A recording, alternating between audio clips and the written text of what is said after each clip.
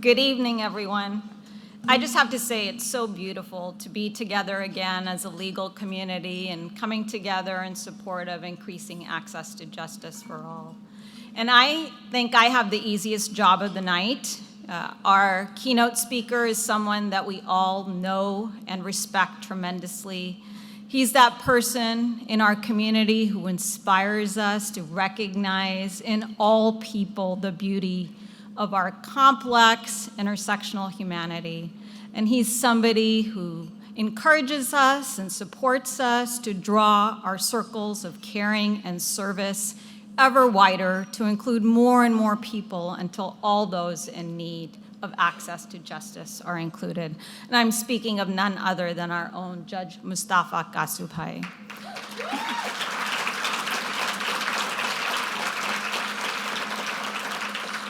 Judge Kasubhai's pronouns are he and him, and he's the child of Indian Muslim immigrants.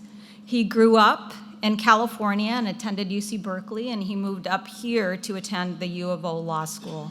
In 2018, he was appointed to the federal bench after serving 11 years as a Lane County Circuit Court judge. He was the first person of color to serve on the Lane County Circuit Court bench, and he is the first Muslim American federal judge nationally.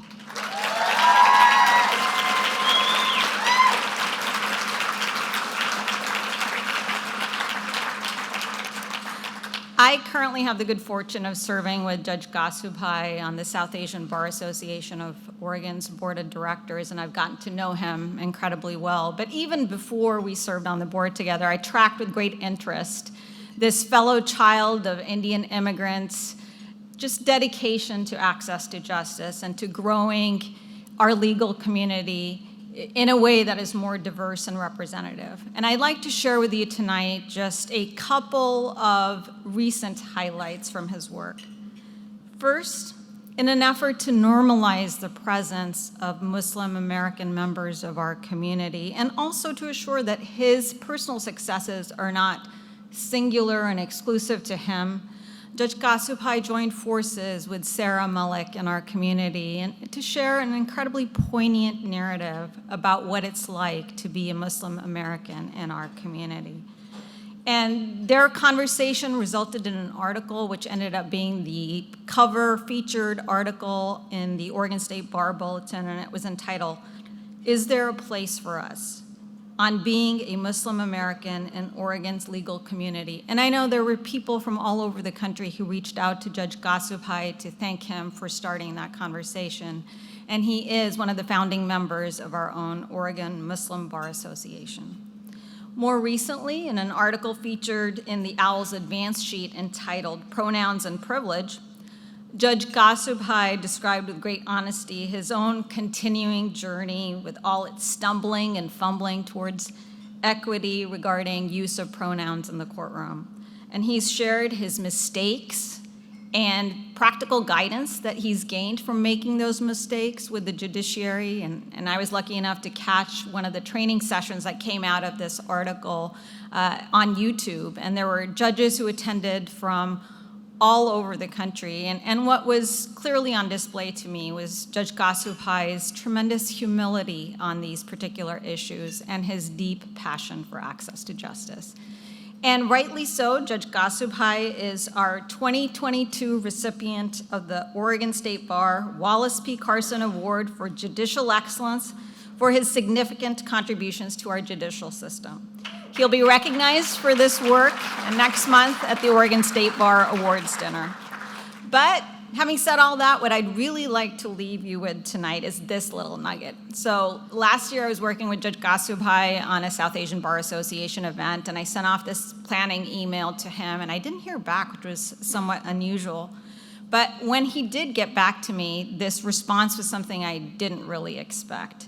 It included a picture, this picture, and the text of the email read as follows. "Sorry for the not responding to this email earlier. I've been helping a friend mill lumber from trees that came down in the fires this Saturday. Didn't know if you knew, but I have a portable sawmill I have had since 2003, smiley face." I'm Oregon through and through. Please help me welcome Judge Mustafa Kasubhai.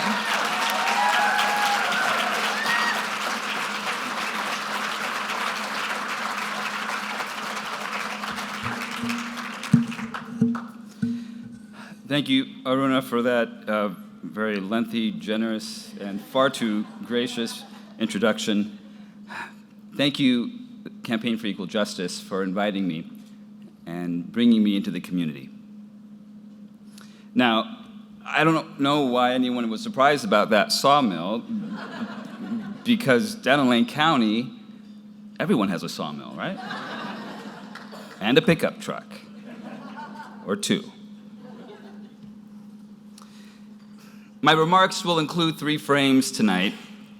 First, an imagination, then a study, and then finally, my vision for how the campaign for equal justice is at the center of our profession. Now, the imagination. I think we take words for granted, perhaps far too readily. Frankly, there are so many words being thrown out into the space and ether through media that I'm sure we'd like to have just a little bit less passed out. But it's in that taking for granted of words that we've lost their power and significance. And so I want to ask you now to imagine for a moment those many eons ago, when that someone spoke that first word. I can't imagine what it would have been, but that first word uttered. The first word uttered and understood by someone else. Can you imagine the countless unsuccessful attempts preceding it, the countless groans and grunts and frustration at not being able to communicate something so meaningful and personal? Can you imagine the sheer, overwhelming force of will that was needed to orchestrate the countless muscles in their throat? The many articulated ideas forming and swirling in that mind to make that first word, and then for someone to understand it. Now, I also want to ask you to extend or suspend any disbelief, and now imagine this idea that if we didn't take words for granted, if we accounted for the true power and energy in that which we speak, the power released from every word in communication with one another is the kind of power released when two molecules collide.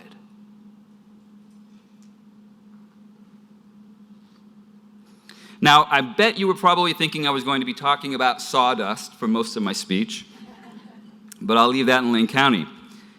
The first law of thermodynamics, however, posits that all energy in the universe is a fixed sum. There can be no more and no less. But I also want to ask you to imagine this, and accept, at least for the purposes of my presentation and sharing today, that in the realm of human connection, in the realm of engaging with one another,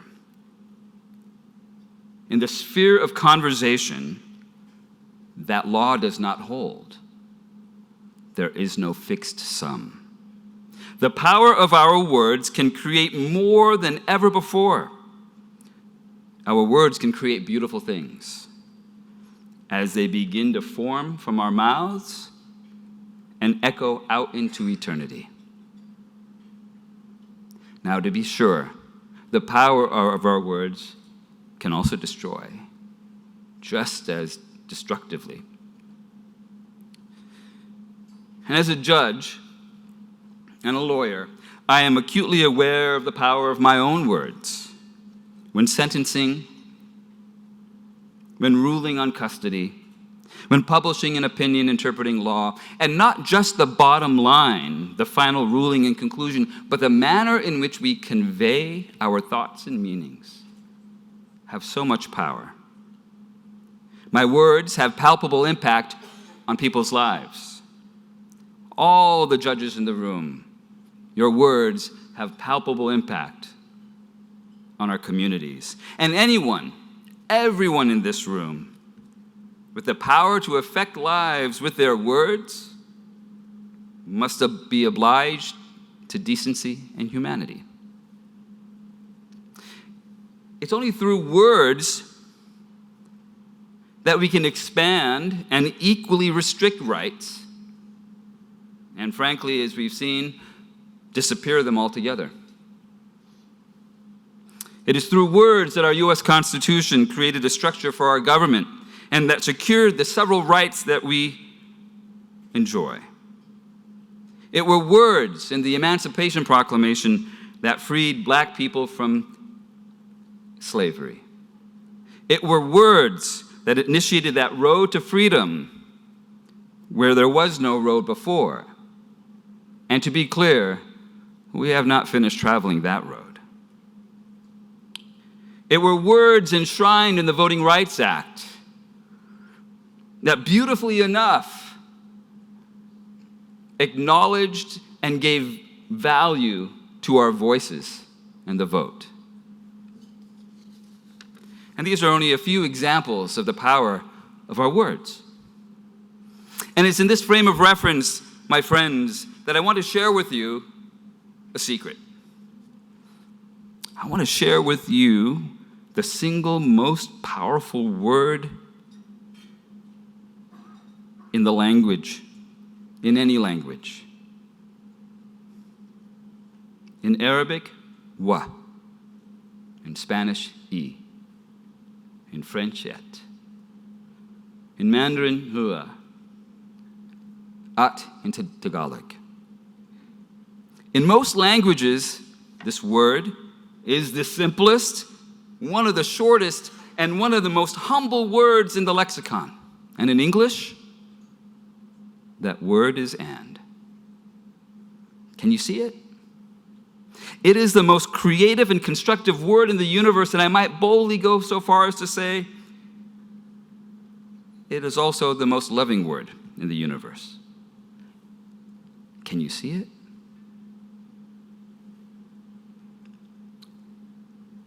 A study.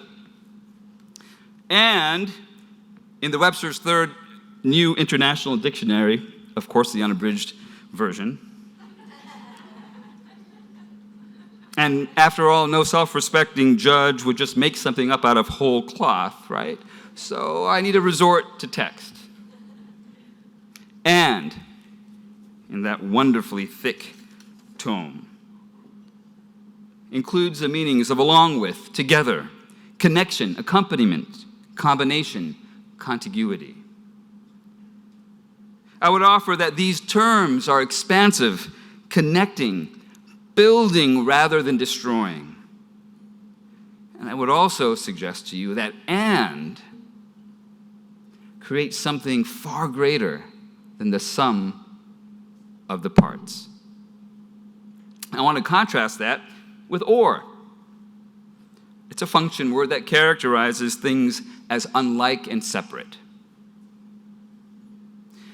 Now, if text in context doesn't move you like it moves me,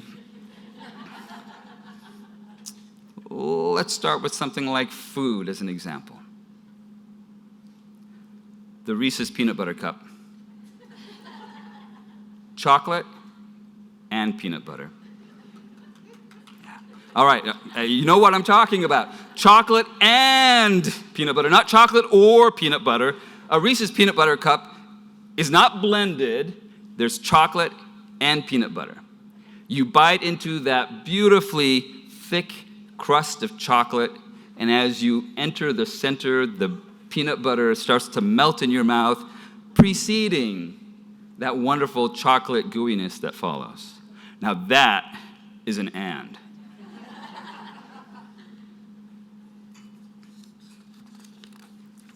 Now, if you aren't into food, how about some science? Nuclear fusion. Now, I know that it's a hard one to accomplish, but it involves the fusion of hydrogen nuclei into helium, releasing extraordinary amounts of energy with no radioactive waste. Nuclear fusion is an and, the bringing together of separate parts. Contrast that with nuclear fission, the splitting of heavy, unstable nucleus into smaller nuclei, creating a large amount of energy, just like in fusion, but with an intense amount of radioactive waste. That's an or. How many ors have you seen in your life? How many ors have you heard in your life that have left behind a radioactive tailing in your own life? All right. Now, science doesn't work for you either. I get we're an interpersonal kind of group. We like people most of the time. So let's use this example too. You and I. You and I. You and I. It is a bonding, a connection, a building of a relationship, together, collaborative, loving. It requires an inordinate amount of trust, you and I. And it requires an inordinate amount of vulnerability. But through that bond that and creates between you and I, we are together, we are a we. And we're much more than the sum of our parts. As opposed to you or I. Now that's a declaration of war, an act of exclusion, a choice of superiority, subordination.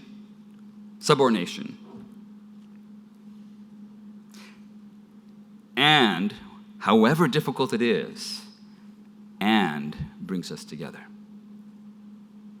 Okay, now, if food references don't move you, as I've already tried, science doesn't work, and certainly the interpersonal, let me try some poetry.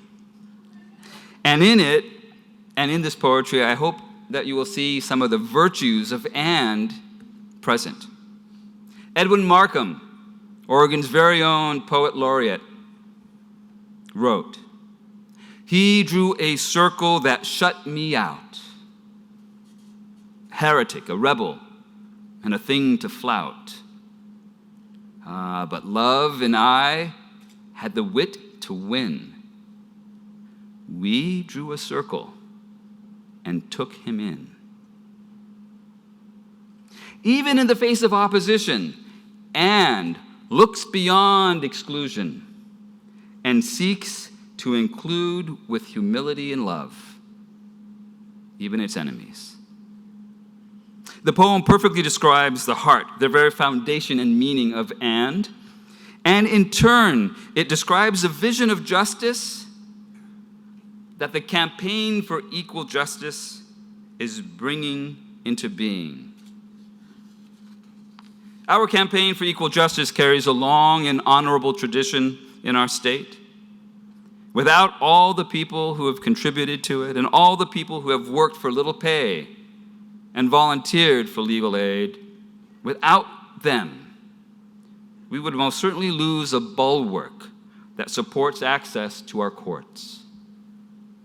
The campaign for equal justice is at the center of this work, of this justice work.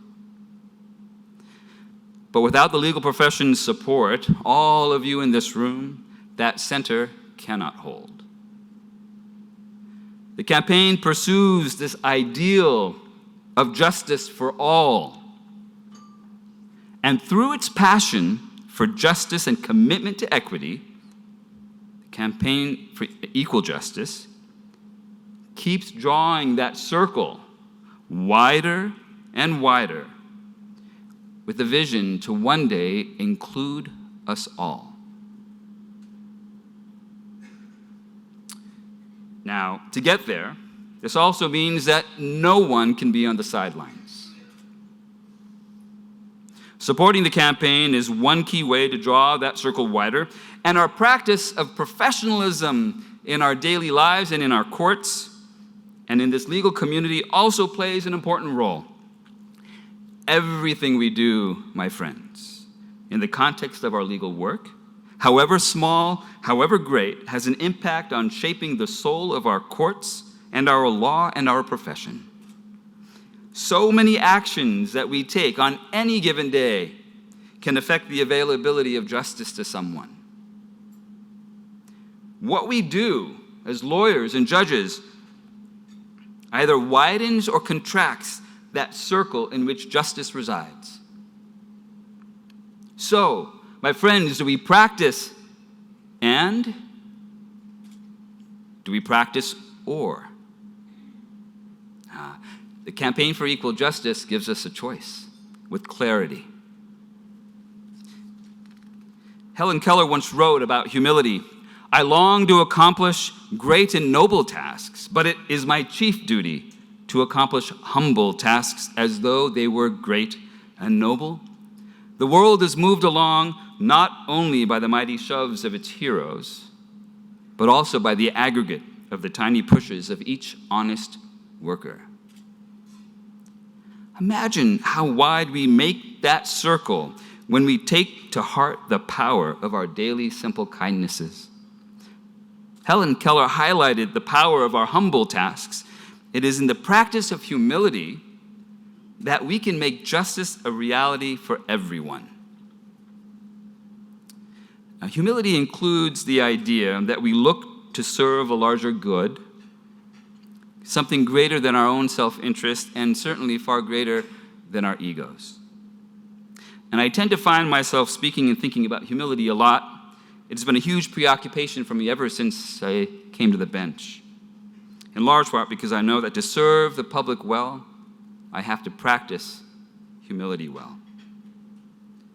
And this is what I've learned about that practice, and I try hard to get right. In the absence of humility, justice is at its best not much more than bureaucratically driven outcomes, and at its worst, revenge. But when we invoke the and of humility, and we bring humility to bear witness to justice, then there is room for mercy. What might it mean to courageously give one's lifetime to redeem even just one person's life? I think all those legal aid lawyers know what it's like. Humility calls on us to pursue that kind of good. Humility asks us to embrace the truth that if we are not constantly struggling to widen the circle, my friends, perhaps we also don't deserve to be in it. The Campaign for Equal Justice brings this kind of humility to our profession through each of its honest workers and its honest work. Now, I'd like to ask that you indulge me one or two times with another image, one that I think illustrates the power and beauty of and, as if the Reese's peanut butter cups weren't enough. Although I do note that there are some chocolate-covered strawberries, and they are an adequate substitute for Reese's peanut butter cups, but not quite. Now, when I look out into this amazing group, this is what I see. You, and you, and you, and you, and I. Or is it me? We each bring to this space a commonality in our humanity and a desire to do something good. We each bring to this space a unique self composed of all the aspects of our unique identities. So with that in mind, imagine this. Take a flat surface, any flat surface will do, and polish it and polish it and polish it until it shines. Now look into it. What do you see? You'll see your reflection, and that's not bad if you're a narcissist. Now, instead, imagine a stone that you find deep into the earth. Not much to look at yet. Now imagine that the Campaign for Equal Justice is our stone cutter. CEJ cuts and polishes one face, and another, and another. It is no easy task, my friends. But CEJ keeps at it for decades and doesn't give up.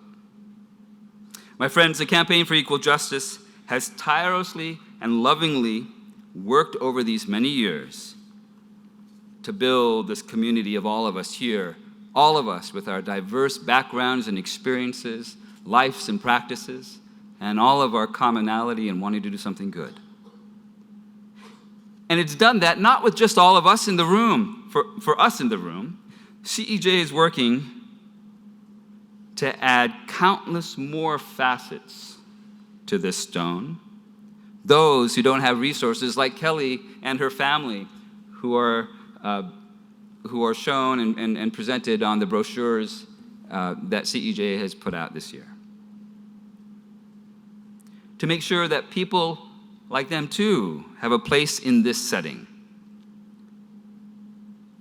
And when CEJ does succeed in bringing all of us together in this room and from without, can you imagine what you will find? What will you see? Can you see it? A diamond with 1,000,000 facets. My friends, can I tell you what CEJ means to me and you? What is it? The Campaign for Equal Justice is our and.